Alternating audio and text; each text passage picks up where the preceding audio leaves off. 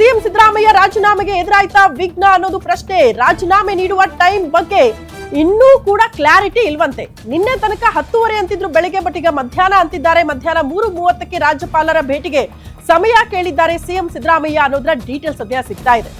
ಆದ್ರೆ ರಾಜೀನಾಮೆ ಸ್ವೀಕರಿಸೋದಕ್ಕೆ ಲೋಕಭವನದಲ್ಲಿ ಗವರ್ನರ್ ಇಲ್ವಂತೆ. ಹಂಗಾಗಿ ಸ್ವಲ್ಪ ಸಮಯ ನಿಗದಿ ವಿಚಾರಕ್ಕೆ ಸಂಬಂಧಪಟ್ಟಂತೆ ಕ್ಲಾರಿಟಿ ಸಿಗ್ತಾ ಇಲ್ಲ. ರಾತ್ರಿಯೇ ಮುಂಬೈಗೆ ಹೋಗಿದ್ದಾರೆ ರಾಜ್ಯಪಾಲ ಗೆಹ್ಲೋಟ್ ಅನ್ನೋದ್ರ ಬಗ್ಗೆ ಡೀಟೇಲ್ ಸಿಗ್ತಾ ಇದೆ. ಹಂಗಾಗಿ ಅವ್ರು ಬರಬೇಕು, ಅವ್ರನ್ನ ಭೇಟಿ ಆಗಬೇಕು, ರಾಜೀನಾಮೆ ಪತ್ರವನ್ನ ಅಧಿಕೃತವಾಗಿ ಕೊಡಬೇಕಾಗುತ್ತೆ. ಅನಾರೋಗ್ಯದ ಕಾರಣ ನೀಡಿ ಮುಂಬೈಗೆ ತೆರಳಿದ್ದಾರೆ ರಾಜ್ಯಪಾಲರು ಅನ್ನೋದ್ರ ಬಗ್ಗೆ ಮಾಹಿತಿ ಇದೆ. ಇವತ್ತು ಇಂದೋರ್ಗೆ ಪ್ರಯಾಣ ಬೆಳೆಸ್ತಿದ್ದಾರೆ ರಾಜ್ಯಪಾಲ ಗೆಹ್ಲೋಟ್ ಅನ್ನೋದ್ರ ಡೀಟೇಲ್ ಸದ್ಯ ಸಿಗ್ತಾ ಇದೆ. ಪ್ರವಾಸ ಮುಗಿಸಿ ಸಂಜೆ ರಾಜ್ಯಪಾಲರು ವಾಪಸ್ ಬರುವ ಸಾಧ್ಯತೆ ಕೂಡ ಇದೆ. ಅವ್ರು ಬಂದ ತಕ್ಷಣ ಮೋಸ್ಟ್ಲಿ ಸಿಎಂ ಸಿದ್ದರಾಮಯ್ಯನವರು ಭೇಟಿಯಾಗಿ ತಮ್ಮ ರಾಜೀನಾಮೆ ಪತ್ರವನ್ನ ನೀಡೋ ಸಾಧ್ಯತೆ ಇದೆ. ಹಂಗಾಗಿ ರಾಜ್ಯಪಾಲರು ಬರೋ ತನಕ ಕೂಡ ಸಿಎಂ ಸಿದ್ದರಾಮಯ್ಯನವರು ರಾಜೀನಾಮೆ ಪತ್ರ ಕೊಡಕ್ಕಾಗಲ್ಲ. ಸೊ ಹಂಗಾಗಿ ಸಮಯದ ಬಗ್ಗೆ ಇನ್ನೂ ಕೂಡ ಕ್ಲಾರಿಟಿ ಇಲ್ವಂತೆ. ಎನಿವೆ, ಇವತ್ತಲ್ಲ ನಾಳೆ ಬೆಳಗ್ಗೆನಾದ್ರೂ ಕೊಟ್ಟೇ ಕೊಡ್ತಾರೆ ರಾಜ್ಯಪಾಲರನ್ನ ಭೇಟಿ ಮಾಡಿ. ಯಾಕಂದ್ರೆ ಇದೆಲ್ಲವೂ ಕೂಡ ಡಿಸೈಡೆಡ್, ಹೈಕಮಾಂಡ್ ಮಟ್ಟದಲ್ಲೇ, ವರಿಷ್ಠರ ಮಟ್ಟದಲ್ಲೇ ಎಲ್ಲವೂ ಕೂಡ ಡಿಸೈಡ್ ಆಗಿರೋದ್ರಿಂದ ಸ್ವಲ್ಪ ಸಮಯ ವಿಚಾರಕ್ಕೆ ಸಂಬಂಧಪಟ್ಟಂತೆ ಕ್ಲಾರಿಟಿ ಇಲ್ಲ ಬಿಟ್ರೆ, ಆದ್ರೆ ಅಧಿಕೃತವಾಗಿ ಸಿಎಂ ಸ್ಥಾನದಿಂದ ಅವರು ಎಕ್ಸಿಟ್ ಆಗುವುದಂತೂ ಖಚಿತ. ಹಂಗಾಗಿ ಸಮಯ ನಿಗದಿ ಆಗ್ಬೇಕಷ್ಟೇ.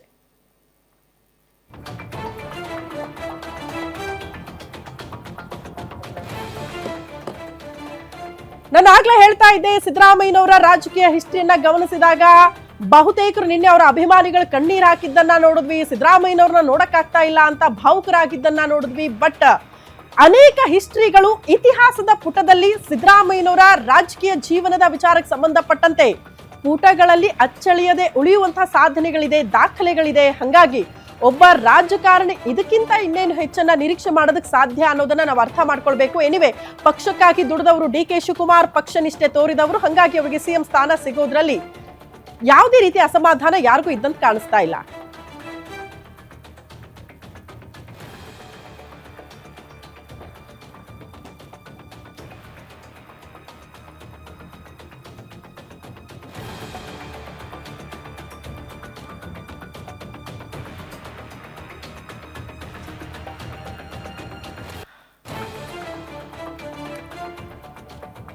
ಹದಿನೆಂಟು ವರ್ಷದ ಕಾಂಗ್ರೆಸ್ ಪಾಳ್ಯದ ರಾಜಕೀಯ ಜೀವನ, ಎಲ್ಲಾ ರೀತಿಯ ಅಧಿಕಾರ ಅನುಭವಿಸಿ ಅಧಿಕೃತವಾಗಿ ಈಗ ಸಿಎಂ ಸ್ಥಾನದಿಂದ 18 ವರ್ಷದಲ್ಲಿ 8 ವರ್ಷ ಸಿಎಂ ಸ್ಥಾನದಲ್ಲೇ ಇದ್ದಂತಹ ಸಿದ್ದರಾಮಯ್ಯನವರು ಈಗ ಅಧಿಕೃತವಾಗಿ ಇವತ್ತು ಸಿಎಂ ಸ್ಥಾನದಿಂದ ಎಕ್ಸಿಟ್ ಆಗ್ತಾ ಇರುವಂತಹ ದಿನ.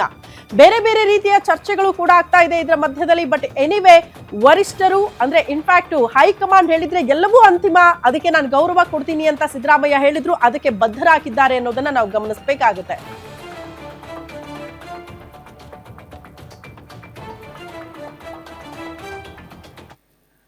ಓಕೆ, ನಿನ್ನೆಯಿಂದಲೂ ಕೂಡ ಸಿದ್ದರಾಮಯ್ಯನವರ ಕಾವೇರಿ ನಿವಾಸ ಕಂಪ್ಲೀಟ್ ಕಾವೇರಿ ಇತ್ತು. ಕಾರಣ ಹೈ ವೋಲ್ಟೇಜ್ ಮೀಟಿಂಗ್ ಗಳಿಗೆ ಸಾಕ್ಷಿ ಆಯಿತು. ಇವತ್ತು ಕೂಡ ಅನೇಕ ಡೆವಲಪ್ಮೆಂಟ್ ಆಗುತ್ತೆ. ಆ ಕುರಿತ ಡೀಟೇಲ್ಸ್ ಅನ್ನ ಕೊಡೋದಕ್ಕೆ ನಮ್ಮ ಪ್ರತಿನಿಧಿ ದುರ್ಗೇಶ್ ನೇರ ಸಂಪರ್ಕದಲ್ಲಿ ಜಾಯಿನ್ ಆಗ್ತಿದ್ದಾರೆ. ಅದೇ ರೀತಿ ಹಿಂದೆ ಮುಂದೆ ಬಹಳ ಅತ್ಯಾಪ್ತ ವಲಯದಲ್ಲಿ ಗುರುತಿಸಿಕೊಂಡವರು ಎಚ್.ಸಿ. ಮಹದೇವಪ್ಪ ಅವರು, ಅವರ ನಿವಾಸದಿಂದ ಕೂಡ ನಮ್ಮ ಪ್ರತಿನಿಧಿ ಕವನ ನೇರ ಸಂಪರ್ಕದಲ್ಲಿ ಜಾಯಿನ್ ಆಗ್ತಿದ್ದಾರೆ. ಅದ್ರ ಜೊತೆಗೆ ಇವತ್ತು ರಾಜಭವನಕ್ಕೆ ಸಿಎಂ ಸಿದ್ದರಾಮಯ್ಯ ತೆರಳಿ ರಾಜೀನಾಮೆ ಕೊಡ್ತಾರೆ ಎನ್ನುವಂತಹ ವಿಚಾರಕ್ಕೆ ಸಂಬಂಧಪಟ್ಟಂತೆ ರಾಜಭವನದಿಂದಲೇ ನೇರ ಸಂಪರ್ಕದಲ್ಲಿ ನಮ್ಮ ಪ್ರತಿನಿಧಿ ಅಜಯ್ ನೇರ ಸಂಪರ್ಕದಲ್ಲಿ ಜಾಯಿನ್ ಆಗ್ತಿದ್ದಾರೆ. ಮೊದಲನೇದಾಗಿ ಸಿಎಂ ಸಿದ್ದರಾಮಯ್ಯನವರ ನಿವಾಸದ ಕಡೆಗೆ ಹೋಗ್ಬಿಡೋಣ.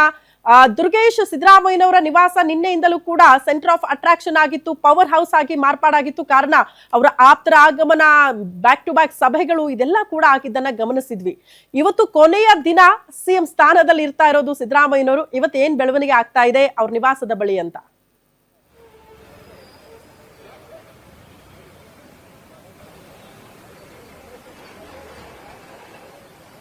ಎಸ್ ಶ್ರುತಿ, ಸಿಎಂ ಸಿದ್ದರಾಮಯ್ಯ ನಿವಾಸ ನೀವು ಹೇಳಿದಂತೆ ಸೆಂಟರ್ ಆಫ್ ಅಟ್ರಾಕ್ಷನ್ ಆಗಿರುವಂತದ್ದು. ನಿನ್ನೆಯಿಂದಲೂ ಕೂಡ ಸಾಕಷ್ಟು ಸಚಿವರು, ಶಾಸಕರು ಸಿಎಂ ಸಿದ್ದರಾಮಯ್ಯ ಅವರನ್ನ ಭೇಟಿ ಆಗ್ತಿದ್ದಾರೆ.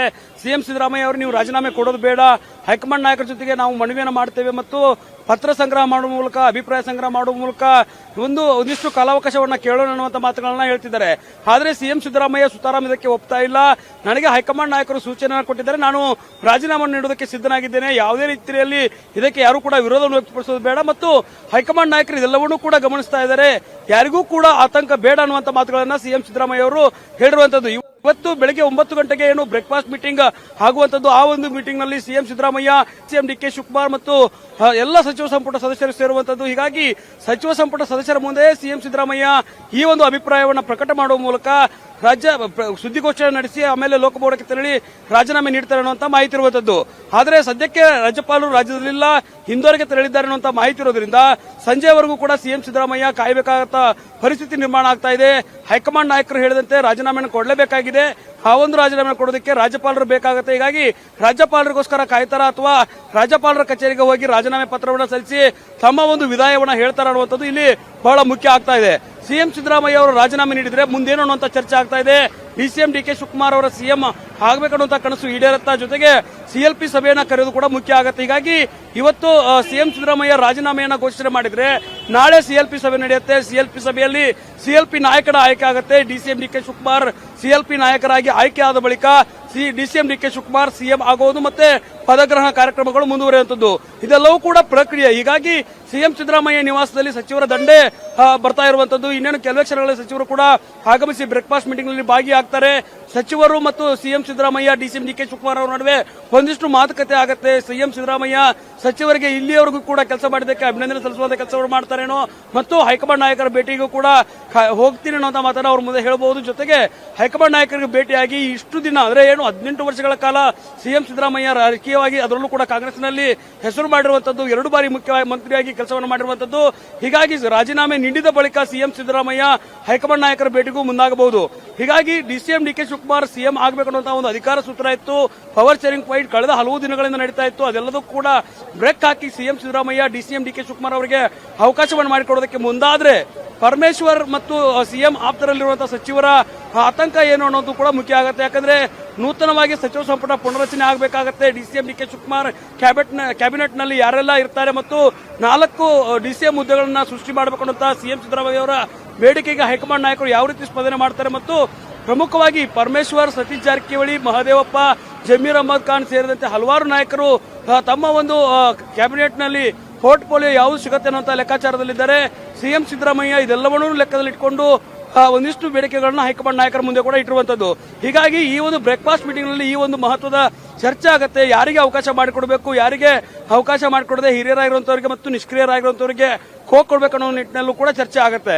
ಹೀಗಾಗಿ ಬಹಳ ಕುತೂಹಲ ಮೂಡಿಸ್ತಾ ಇದೆ CM Siddaramaiah, DCM D K Shivakumar ಮತ್ತು ಸಚಿವ ಸಂಪುಟ ಸದಸ್ಯರ ಒಂದು ಬ್ರೇಕ್ಫಾಸ್ಟ್ ಮೀಟಿಂಗ್ ಬಳಿಕ ಸಿಎಂ ಸಿದ್ದರಾಮಯ್ಯ ಸುದ್ದಿಗೋಷ್ಠಿಯನ್ನು ನಡೆಸಿ ಅವರ ಒಂದು ರಾಜೀನಾಮೆಯನ್ನ ಪ್ರಕಟ ಮಾಡಿದ್ರೆ ಮುಂದಿನ ಪ್ರಕ್ರಿಯೆಗಳೆಲ್ಲವೂ ಕೂಡ ಆರಂಭವಾಗುವಂತದ್ದು. ಡಿಸಿಎಂ ಡಿ ಕೆ ಶಿವಕುಮಾರ್ ಮತ್ತು ಸಿಎಂ ಸಿದ್ದರಾಮಯ್ಯ ನಡುವೆ ನಡೆಯುತ್ತಿರುವಂತಹ ಈ ಒಂದು ಪವರ್ ಫೈಟ್ಗೆ ಬ್ರೇಕ್ ಬೀಳುತ್ತೆ. ಜೊತೆಗೆ ಸಿಎಲ್ಪಿ ಸಭೆಯನ್ನ ಕರಿಬೇಕು. ಮತ್ತೆ ಸಿಎಲ್ಪಿ ಸಭೆಯಲ್ಲೂ ಕೂಡ ಒಂದಿಷ್ಟು ಏನು ಕಾಂಗ್ರೆಸ್ನ ಸಿಎಂ ಸಿದ್ದರಾಮಯ್ಯ ಆಪ್ತಲ್ಲಿರುವಂತಹ ಸಚಿವರು ಹೈಕಮಾಂಡ್ ಮನವೊಲಿಸುವ ಕೆಲಸವನ್ನು ನಾವು ಮಾಡ್ತೇವೆ, ಒಂದಿಷ್ಟು ಕಾಲಾವಕಾಶ ಕೇಳಿ ನೀವು ರಾಜೀನಾಮೆ ಕೊಡಬೇಡಿ, ಬೇಕಾದ್ರೆ ಸಹಿ ಸಂಗ್ರಹ ಮಾಡೋಣ, ಪತ್ರ ಅಭಿಪ್ರಾಯ ಸಂಗ್ರಹ ಮಾಡೋಣ ಅನ್ನೋ ಮಾತುಗಳನ್ನು ಕೂಡ ಹೇಳ್ತಿದ್ದಾರೆ.